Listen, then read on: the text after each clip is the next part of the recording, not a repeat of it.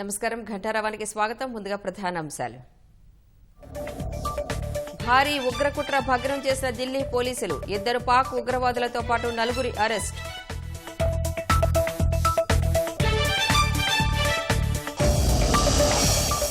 శిక్ష అనుభవించిన జైలుకే అధికారిగా ఓ తాలిబాన్, ఆఫ్ఘాన్లో విస్తుగొల్పుతున్న ప్రస్తుత పరిస్థితులు.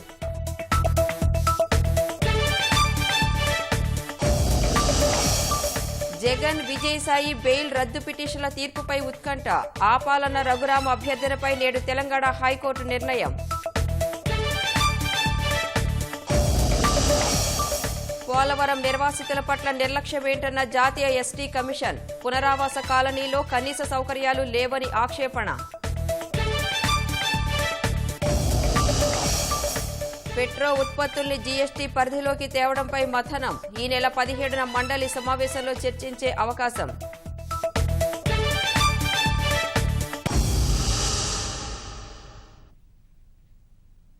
దేశంలో భారీ ఉగ్రకుట్రను ఢిల్లీ పోలీసులు భగ్నం చేశారు. పాకిస్తాన్కు చెందిన 2 ఉగ్రవాదులు సహా మొత్తం 6గురిని పోలీసులు అరెస్టు చేశారు. వీరి నుంచి పేలుడు పదార్థాలు, తుపాకులు స్వాధీనం చేసుకున్నట్లు డీసీపీ ప్రమోద్ సింగ్ కృష్వా వెల్లడించారు. వారికి సంబంధించిన ఫోటోలను అధికారులు విడుదల చేశారు. దేశంలో హత్యలు, పేలుళ్లకు వీరు ప్రణాళికలు రచిస్తున్నట్టు పోలీసులు పేర్కొన్నారు. అయితే వీరంతా ఏ ఉగ్ర సంస్థకు చెందినవారు, వీరితో ఇంకెంతమంది ఉన్నారు, ఉగ్రకుట్రకు ఎలాంటి ప్రణాళికలు రచించారన్న కోణంలో పోలీసులు విచారణ జరపనున్నారు.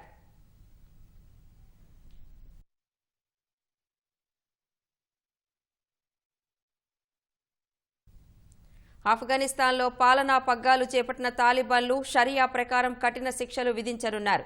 2001లో అమెరికా దాడి తర్వాత రద్దయిన షరియా చట్టాన్ని తిరిగి అమలు చేస్తున్నారు.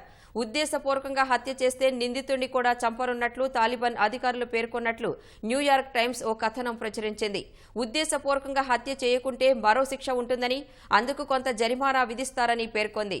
1996, 2001లో ఆఫ్ఘనిస్తాన్ను పాలించిన తాలిబాన్లు వీధుల్లో మోరల్ పోలీసులతో గస్తీ నిర్వహించేవారు. నేరాల తీవ్రత ఆధారంగా కొరడా దెబ్బలు, రాళ్లతో కొట్టడం, అవయవాలు నరకటం, బహిరంగంగా ఉరితీయడం వంటి శిక్షలు వేసేవారు. ప్రస్తుతం దొంగతనం చేస్తే చేతులు నరకడం, అక్రమ సంబంధాలు కలిగిన వారిని రాళ్లతో కొట్టడం వంటి శిక్షలు అమలు చేస్తున్నట్లు న్యూయార్క్ టైమ్స్ పేర్కొంది. అక్రమ సంబంధానికి సంబంధించి గతంలో మహిళలకు మాత్రమే శిక్షలు విధించగా ఇప్పుడు మహిళకు, పురుషుడికి రాళ్లతో కొట్టే శిక్ష వేయనున్నట్లు తాలిబాన్ అధికారులు తెలిపారు. ఇలాంటి కేసుల్లో దోషిత్వం ఖరారు చేయడానికి 4 సాక్షుల అవసరం ఉంటుందని చెప్పారు. ఇస్లాం నియమ నిబంధనల ప్రకారం ఆఫ్ఘనిస్తాన్ ప్రశాంతంగా ఉండాలని కోరుకుంటున్నట్లు తాలిబాన్లు పేర్కొన్నారు.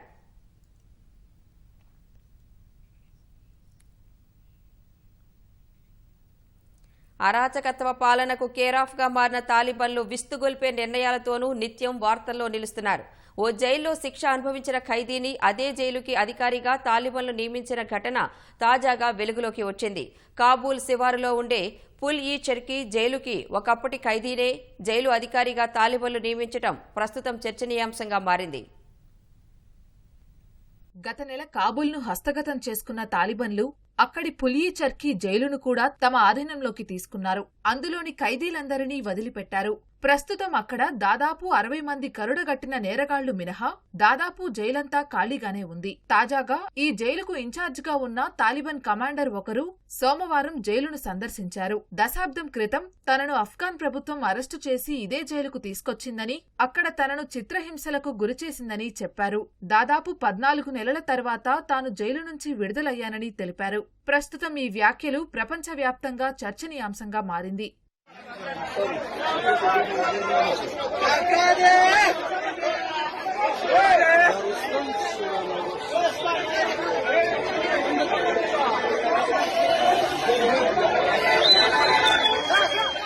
పుల్-ఈ-చర్కీ జైలు అఫ్ఘాన్లోనే ఎంతో ప్రధానమైంది. ఇక్కడ ఒకప్పుడు ఖైదీల సామూహిక హత్యాకాండలు జరిగేవని స్థానిక ప్రజలు చెబుతుంటారు. అఫ్ఘాన్లో పౌర ప్రభుత్వం అధికారంలోకి వచ్చిన తరువాత చాలా మంది తాలిబాన్లను అరెస్టు చేసి ఈ జైలులోనే బందీలుగా ఉంచారు. 5,000 ఖైదీల సామర్థ్యమున్న ఈ జైలులో 10,000కు పైనే ఖైదీలు ఉండేవారు. ఇటీవల తాలిబాన్లు తిరిగి అధికారంలోకి రాగానే వారందరినీ విడిచిపెట్టారు. అయితే కొద్ది రోజులుగా తాలిబాన్లు కొంతమంది పౌరులను అరెస్టు చేసి ఈ జైలుకు తరలించినట్లు తెలిసింది. సరిహద్దుల్లో గస్తీ తిరుగుతూ చొరబాటుదారులను గుర్తించి కాల్పులు జరిపే సామర్థ్యం కలిగిన సాయుధ రోబోను ఇజ్రాయిల్ ఆవిష్కరించింది. రిమోట్ కంట్రోల్ ద్వారా నియంత్రించే 4 చక్రాలతో కూడిన మానవరహిత వాహనాన్ని రెక్స్ MK2 పేరుతో ఇజ్రాయెల్ ప్రభుత్వ సంస్థ ఇజ్రాయెల్ ఏరోస్పేస్ ఇండస్ట్రీస్ రూపొందించింది. అయితే ప్రాణాంతకమైన నిర్ణయాలు తీసుకునే అధికారం రోబోలకు కట్టబెట్టే ప్రమాదకర దశ అనే ఆరోపణలు వినిపిస్తున్నాయి. ఎలక్ట్రానిక్ ట్యాబ్తో నియంత్రించే రెక్స్ MK2కు 2 మెషిన్ గన్లు, కెమెరాలు, సెన్సర్లు అమర్చవచ్చని ఇజ్రాయెల్ సైనికాధికారి చెప్పారు. జాగ్వార్ పేరుతో రూపొందించిన ఇలాంటి వాహనాన్నే ఇజ్రాయెల్ సైన్యం గాజా సరిహద్దుల్లో గస్తీకి ఉపయోగిస్తోంది. పెట్రోలియం ఉత్పత్తులను వస్తు సేవల పన్ను GST పరిధిలోకి తెచ్చే అంశాన్ని పరిశీలించేందుకు GST మండలి సిద్ధమైంది. కేరళ హైకోర్టు ఆదేశాల మేరకు ఆ దిశగా ఆలోచన చేస్తున్నట్లు విశ్వసనీయ వర్గాలు తెలిపాయి. మరోవైపు పెట్రో ఉత్పత్తులను GST పరిధిలోకి తేవడం అంత సులభమైన విషయం కాదని నిపుణులు అభిప్రాయపడుతున్నారు. పెట్రో ఉత్పత్తులను GST పరిధిలోకి తేవాలన్న డిమాండ్ల నేపథ్యంలో ఎట్టకేలకు GST మండలి ఆ అంశాన్ని పరిశీలించే అవకాశం ఉన్నట్లు తెలుస్తోంది. ఈ నెల 17న లక్నోలో కేంద్ర ఆర్థిక మంత్రి నిర్మలా సీతారామన్ అధ్యక్షతన 45వ GST మండలి సమావేశం జరగనుంది. దాదాపు 20 నెలల తర్వాత ఆఫ్లైన్ భేటీ జరుగుతోంది. పెట్రోల్, డీజిల్, ఇతర పెట్రోలియం ఉత్పత్తులను GST పరిధిలోకి తెచ్చే అంశాన్ని ఈ భేటీలో పరిశీలించనున్నట్లు విశ్వసనీయ వర్గాలు తెలిపాయి. కోవిడ్ ఔషధాలపై పన్ను మినహాయింపు కాలాన్ని పొడిగించే అంశాన్ని కూడా ఈ భేటీ పరిశీలించనున్నట్లు తెలుస్తోంది. దేశీయంగా అధిక పన్నులకు తోడు అంతర్జాతీయ మార్కెట్లో పెట్రోలియం ఉత్పత్తుల ధరలు పెరగడంతో దేశంలో పెట్రోల్, డీజిల్ ధరలు రికార్డు స్థాయికి చేరాయి. ఈ నేపథ్యంలో పెట్రో ఉత్పత్తులను GST పరిధిలోకి తెస్తే పెరిగిన ధరల సమస్యకు పరిష్కారం లభిస్తుందనే వాదన బలంగా ఉంది. పన్నుపై పన్ను వేసే పరిస్థితి పోయి ధరలు అదుపులోకి వచ్చే అవకాశం ఉంది. పెట్రోలియం ఉత్పత్తి వ్యయంపై కాకుండా కేంద్రం విధించే ఎక్సైజ్ సుంకంతో కలిపిన మొత్తంపై రాష్ట్రాలు వ్యాట్ విధిస్తున్నాయి. జూన్లో దాఖలైన పిటిషన్పై విచారణ చేపట్టిన కేరళ హైకోర్టు పెట్రోల్, డీజిల్ ను GST పరిధిలోకి తెచ్చే విషయాన్ని తేల్చాలని GST మండలిని ఆదేశించింది. ఈ మేరకు పెట్రోలియం ఉత్పత్తులను GST పరిధిలోకి తేవడంపై GST మండలి చర్చించనున్నట్లు విశ్వసనీయ వర్గాలు తెలిపాయి. 2017 జూలై 1వ తేదీన వస్తు సేవల పన్ను GST అమల్లోకి వచ్చింది. కేంద్రం విధించే ఎక్సైజ్ సుంకం, రాష్ట్రాలు వేసే వ్యాట్ సహా 12 పన్నుల స్థానంలో GSTని తెచ్చారు. అయితే 5 పెట్రోలియం ఉత్పత్తులు petrol, diesel, ATF, natural gas, ముడి చమురును GST పరిధి నుంచి మినహాయించారు. పెట్రోలియం ఉత్పత్తులపై విధించే పన్ను రాబడే కేంద్ర రాష్ట్ర ప్రభుత్వాలకు ఆదాయ వనరు కావడంతో వాటిని GST పరిధిలోకి తేలేదు. ఇప్పుడు వాటిని GST పరిధిలోకి తేవడం అంత సులభమైన విషయం కాదని, కేంద్ర రాష్ట్ర ప్రభుత్వాలు గణనీయంగా ఆదాయం కోల్పోవలసి వస్తుందని నిపుణులు అభిప్రాయపడుతున్నారు. అక్టోబర్ చివరి నాటికి 5 ఏళ్లు పైబడిన చిన్నారులకు కరోనా టీకా అందుబాటులోకి తెచ్చేందుకు అమెరికా ఫార్మా దిగ్గజం ఫైజర్ ప్రయత్నాలు చేస్తోంది. 5 నుంచి 11 ఏళ్ల వయసు పిల్లలకు అక్టోబర్ చివరి నాటికి వ్యాక్సిన్ అందుబాటులోకి రానుందని అమెరికా ఆరోగ్య నిపుణులు ఆశాభావంతో ఉన్నారు. ఈ మేరకు క్లినికల్ ట్రయల్స్ వేగంగా జరుగుతున్నట్లు న్యూయార్క్ టైమ్స్ వెల్లడించింది. అమెరికాలో ప్రస్తుతం 12 ఏళ్ల వయసు దాటిన వారికి మాత్రమే టీకాలు అందుబాటులో ఉన్నాయి. చిన్నపిల్లల కోసం ఫైజర్ సంస్థ వ్యాక్సిన్ను తయారు చేసి క్లినికల్ పరీక్షలు నిర్వహిస్తోంది. పరీక్షల సమాచారాన్ని పూర్తిస్థాయిలో సమీక్షించాల్సి ఉందని ఫైజర్ సంస్థ వ్యాక్సిన్ బోర్డు సభ్యుడు స్కాట్ గాబ్లిట్ తెలిపారు. మరోవైపు దేశంలో మరిన్ని లాక్డౌన్లను నివారించేందుకు 12 నుంచి 15 ఏళ్ల వారికి కోవిడ్ టీకా ఇవ్వాలని బ్రిటన్ భావిస్తోంది. ఫైజర్ బయోఎన్టెక్ తయారు చేసిన టీకాను 12 నుంచి 15 ఏళ్ల వయసు వారికి సింగిల్ డోసుగా అందించాలని ప్రధాన వైద్యాధికారులు ప్రభుత్వానికి సూచించినట్టు తెలిసింది.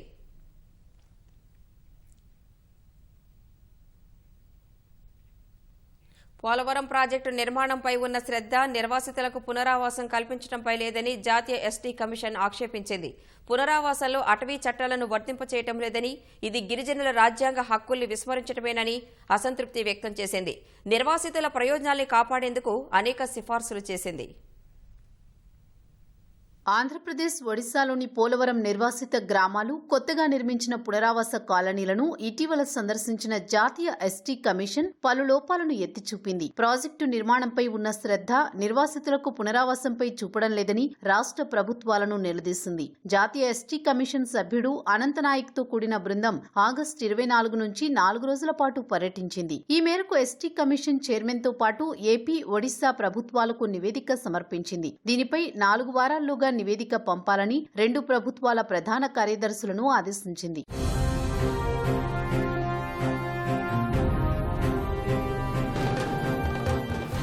పునరావాస గ్రామాల్లో ఉల్లంఘనలను గవర్నర్ బిశ్వభూషణ్ హరిచందన్ దృష్టికి కూడా తీసుకువెళ్లినట్లు జాతీయ ఎస్టీ కమిషన్ తెలిపింది. 2013 పునరావాస చట్టం 30 ప్రకారం నిర్వాసితులకు వస్తువుల విషయంలో నిర్దేశిత స్కెడ్యూల్ ప్రకారం పనులు చేపట్టడం లేదని వివరించింది. భూమికి బదులుగా ఇచ్చిన భూమి కొన్ని చోట్ల వ్యవసాయోగ్యం కాదని తెలిపింది. అటవీ, కమ్యూనిటీ చట్టాలను వర్తింపజేయడం లేదని గిరిజనులు వాపోతున్నారని తెలిపింది. దీనిపై అధికారుల నుంచి సమాధానమూ లేదని వెల్లడించింది. పునరావాస కల్పనకు ముందే అటవీ హక్కుల చట్టం కింద వారికేమేమి లభిస్తాయో అందించే వరకు గిరిజనులను తరలించడానికి వీల్లేదంది. వ్యవసాయం కోసం కమ్యూనిటీ అంతటికీ కలిపి ఏపీ ప్రభుత్వం భూమినిస్తోందని, వ్యక్తిగతంగా పట్టాలివ్వాలని గిరిజనులు కోరుతున్నారని స్పష్టం చేసింది.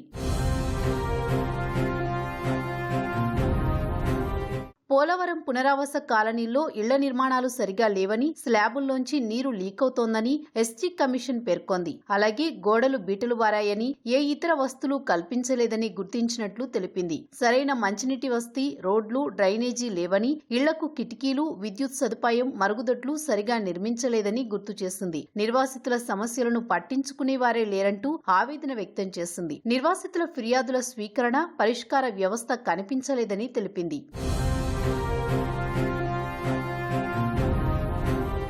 జాతీయ ఎస్టీ కమిషన్ పలు సిఫార్సులు చేసింది. పునరావాస కాలనీల నిర్మాణాల్లో నాణ్యత పాటించాలని, లీకేజీలు, ఇతర మరమ్మతు పనులను పునరావాస కమిషనర్ పర్యవేక్షణలో చేపట్టాలని సూచించింది. అంగన్వాడీ కేంద్రాలు, పాఠశాలలు ఏర్పాటు చేయాలని, పిల్లలు, గర్భిణీల సంరక్షణ, ఆరోగ్య సంరక్షణ కేంద్రాలను నిర్మించాలని సిఫార్సు చేసింది. నిర్వాసితులను తరలించడానికి ముందే భూమికి బదులు భూమిని ఇవ్వాలని, అది కూడా ఆవాస ప్రాంతాలకు సమీపంలోనే ఉండాలని సూచించింది. అధికారులు ప్రతి వారం ఆయా గ్రామాలకు వెళ్లాలని, తాము వస్తున్నట్లు ముందుగా తెలిపి ఫిర్యాదులను ఆహ్వానించి పరిష్కరించాలని సూచించింది. పునరావాసంపై కేంద్ర జలశక్తి కార్యదర్శి ప్రతి నెలా సమీక్షించాలని సిఫార్సు చేసింది.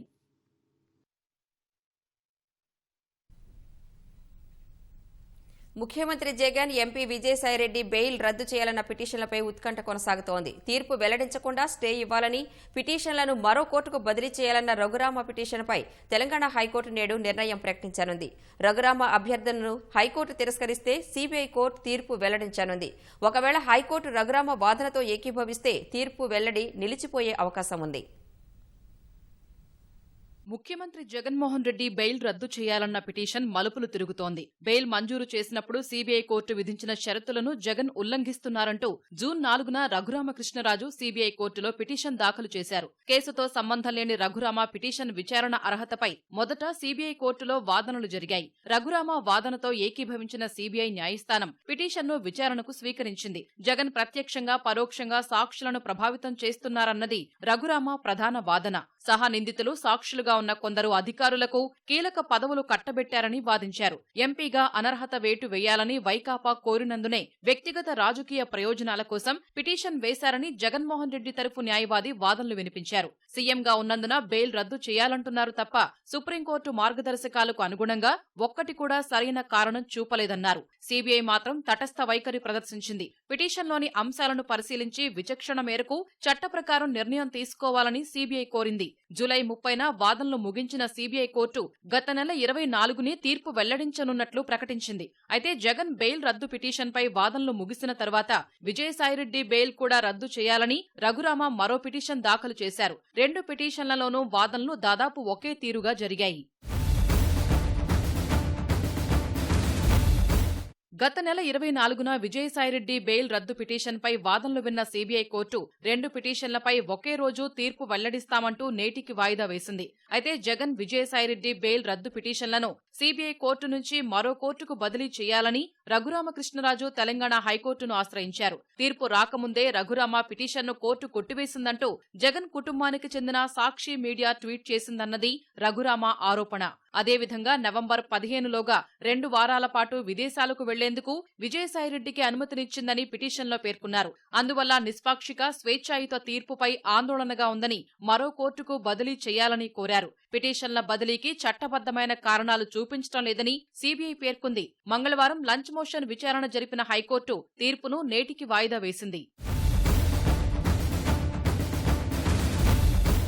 సాక్షిపై కోర్టు ధిక్కరణ చర్యలు తీసుకోవాలన్న రఘురామరాజు పిటిషన్పై సీబీఐ కోర్టు నేడు తీర్పు వెల్లడించనుంది. కోర్టు తీర్పు వెల్లడించక ముందే జగన్ బెయిల్ రద్దు పిటిషన్ను కొట్టివేసినట్లు గత నెల 24న సాక్షి మీడియా ట్వీట్ చేసిందని రఘురామ వాదించారు. ఉద్దేశపూర్వకంగా తప్పుడు వార్తను ట్వీట్ చేసిన సాక్షి సీఈఓ, ఎడిటర్పై కోర్టు ధిక్కరణ చర్యలు తీసుకోవాలని కోరారు. ఉద్దేశపూర్వకంగా ట్వీట్ చేయలేదని, ఓ ఉద్యోగి పొరపాటు వల్ల జరిగిందని సాక్షి మీడియా వివరించింది. కొద్దిసేపటికే ట్వీట్ను సవరించినట్లు తెలిపింది. ఇరువైపుల వాదనలో విన్న సీబీఐ కోర్టు నేడు తీర్పు వెల్లడించనుంది.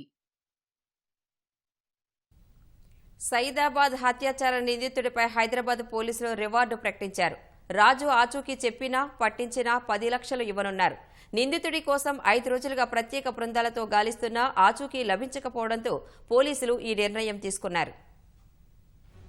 హైదరాబాద్లో 6 ఏళ్ల చిన్నారిని చిదిమేసిన మృగాడిని పట్టుకోవడానికి పోలీసులు శతవిధాలా ప్రయత్నిస్తున్నారు. నిందితుడు రాజు ఆచూకీ తెలుసుకోవడానికి బృందాలుగా ఏర్పడిన పోలీసులు హైదరాబాద్ను జల్లెడ పడుతున్నారు. వీధి వీధినా గాలిస్తున్నా అతడి జాడ మాత్రం కనిపెట్టలేకపోతున్నారు. నిందితుడి స్వగ్రామమైన జనగామ జిల్లా కొడకండలో వెతికారు. అతని సోదరు నివసించే యాదాద్రి భువనగిరి జిల్లా అడ్డగూడూరు, రాజు అత్తగారి ఊరిలోనూ గాలించారు. నిందితుడి తల్లి, అక్క, బావలు, అత్తమామలను పోలీసులు ప్రశ్నించారు. రాజుతో కలిసి కూలీ పనిచేసిన ఓ యువకుడిని అదుపులోకి తీసుకుని ప్రశ్నించినా ఫలితం లేకపోయింది. గస్తీ పోలీసులు వాహనాలు వేసుకుని రైల్వే స్టేషన్లు, బస్టాండ్లలో గాలించినా పురోగతి లేదు. రాజుకు గంజాయి, మద్యం సేవించే అలవాటు ఉండడంతో మద్యం దుకాణాల్లోనూ పోలీసులు నిఘా పెట్టారు. నిందితుడు రాజు చరవాణి వినియోగించకపోవడంతో అతన్ని పట్టుకోవడం పోలీసులకు సవాలుగా మారింది. నిందితుడిని వీలైనంత త్వరగా పట్టుకోవాలని హైదరాబాద్ సిపి అంజనీ కుమార్ ను ప్రభుత్వం ఆదేశించింది. అదనపు డీజీ శిఖా గోయల్, సంయుక్త CP Ramesh Reddy, task force DCP చక్రవర్తితో సమీక్ష నిర్వహించిన సిపి అంజనీ కుమార్ ప్రభుత్వ అనుమతి తీసుకుని నిందితుడిపై రివార్డు ప్రకటించారు.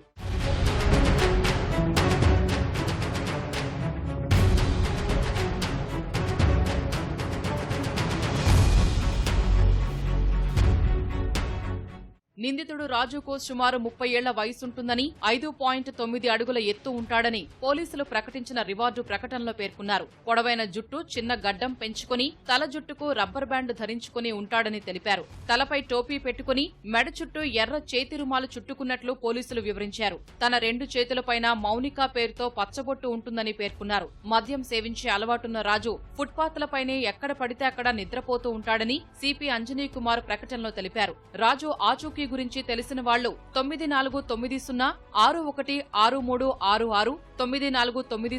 9490616627 నెంబర్లకు ఫోన్ చేసి సమాచారం అందించాలని అంజనీ కుమార్ కోరారు.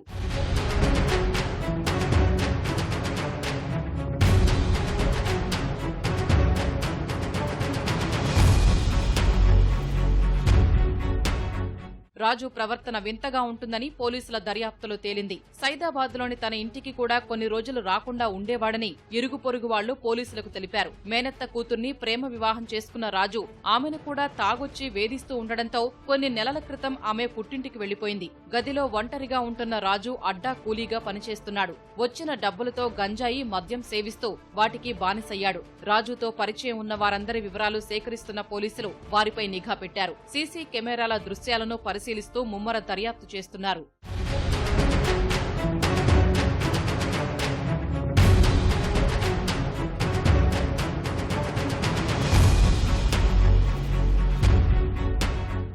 మరోపక్క రాజకీయ పార్టీలు, ప్రజా మానవ హక్కుల సంఘాలు ఘటనను వ్యతిరేకిస్తూ బాధిత కుటుంబాన్ని పరామర్శిస్తున్నాయి. చిన్నారి హత్యాచార ఘటనపై హీరో మహేష్ బాబు విచారం వ్యక్తం చేశారు. సమాజంలో పరిస్థితులు దిగజారిపోతున్నాయని ఆందోళన వ్యక్తం చేశారు. నిందితుడి ఆచూకీపై ఆర్టీసీ సిబ్బంది అప్రమత్తంగా ఉండాలని ఆర్టీసీ ఎండీ సజ్జనార్ సూచించారు. మంత్రి కేటీఆర్ ట్వీట్లు ఆయన బాధ్యతా రాహిత్యాన్ని చాటుతున్నాయని పీసీసీ అధ్యక్షుడు రేవంత్ రెడ్డి అన్నారు. హుజూరాబాద్ ఎన్నికలలాగే ఈ ఘటనను ముఖ్యమంత్రి సీరియస్ గా తీసుకోవాలని కోరారు.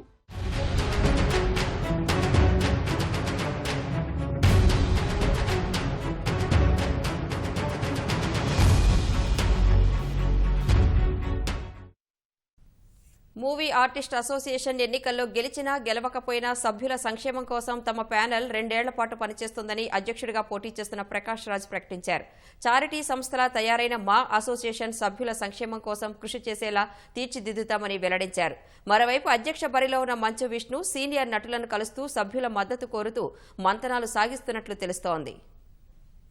మా ఎన్నికలు రోజురోజుకు రసవత్రంగా మారుతున్నాయి. అధ్యక్ష బరిలో ఉన్న ప్రకాష్ రాజ్ తనదైన మాటలతో కళాకారులను ఆకట్టుకునే ప్రయత్నం చేస్తున్నారు. ఇందుకోసం ప్రత్యేకంగా విందు సమావేశాలను ఏర్పాటు చేసి సినీ పరిశ్రమలో ఎదురవుతున్న సమస్యలను అడిగి తెలుసుకుంటున్నారు. ఇటీవల తన ప్యానెల్ సభ్యులతో కలిసి సుమారు 150 మంది సినీ, టెలివిజన్ కళాకారులతో ప్రకాష్ రాజ్ సమావేశమయ్యారు. 2 ఏళ్లుగా అసోసియేషన్లో జరుగుతున్న సంఘటనలను గమనిస్తున్నట్లు తెలిపిన ప్రకాష్ రాజ్, సినీ పెద్దలు ఎంతో ఔదార్యంతో ఏర్పాటు చేసిన అసోసియేషన్ను గత కార్యవర్గ సభ్యులు మసకబార్చారని విమర్శించారు.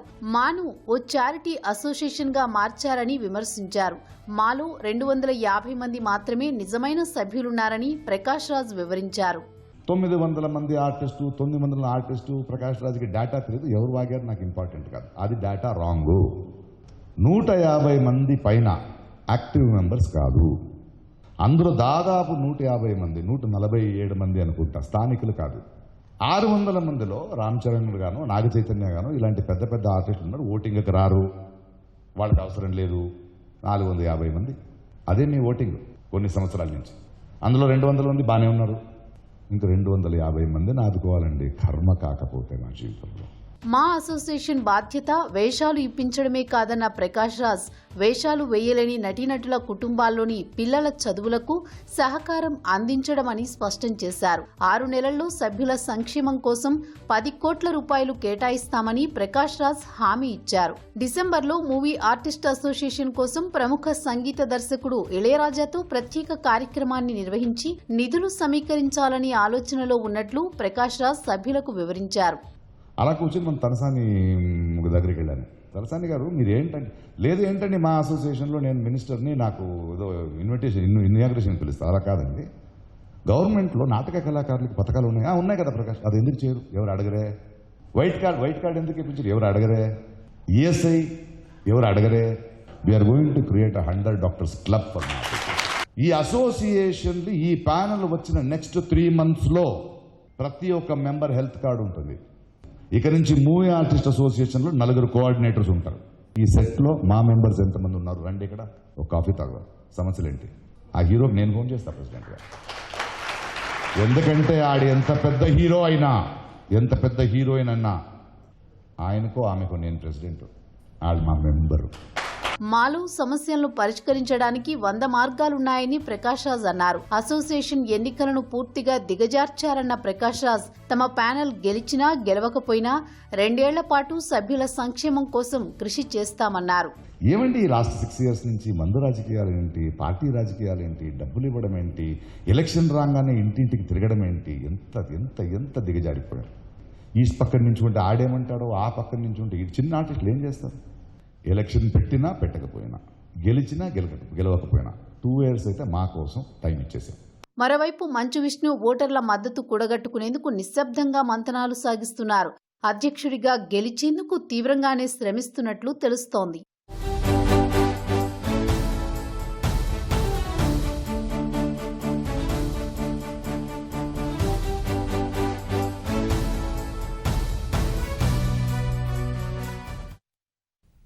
యుద్ధ విమాన ఇంజిన్ విడిభాగాల దేశీయ తయారీ లక్ష్యంగా హిందుస్థాన్ ఏరోనాటిక్స్ లిమిటెడ్ HAL, బ్రిటన్కు చెందిన కార్ల తయారీ సంస్థ రోల్స్ రాయ్స్ మధ్య ఒప్పందం కుదిరింది.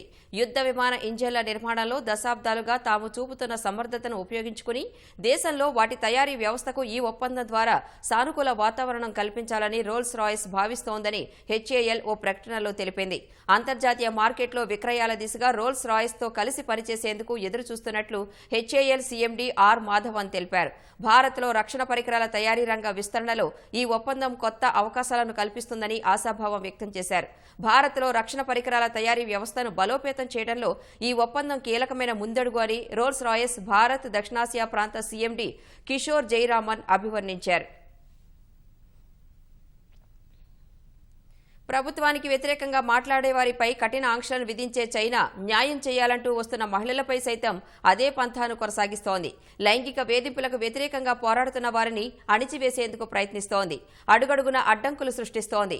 సదరు బాధితురాలిని, ఆమెకు సహకరించే వారిని ఇబ్బందులు పెడుతోంది.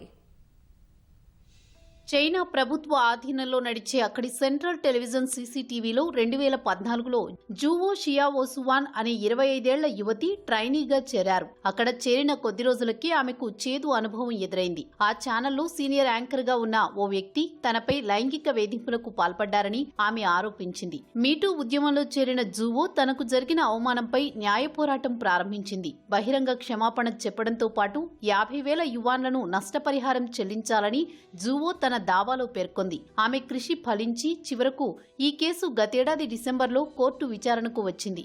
తొలుత తనపై లైంగిక వేధింపులు జరిగిన తీరును ఆ యువతి సామాజిక మాధ్యమాల్లో వివరించారు.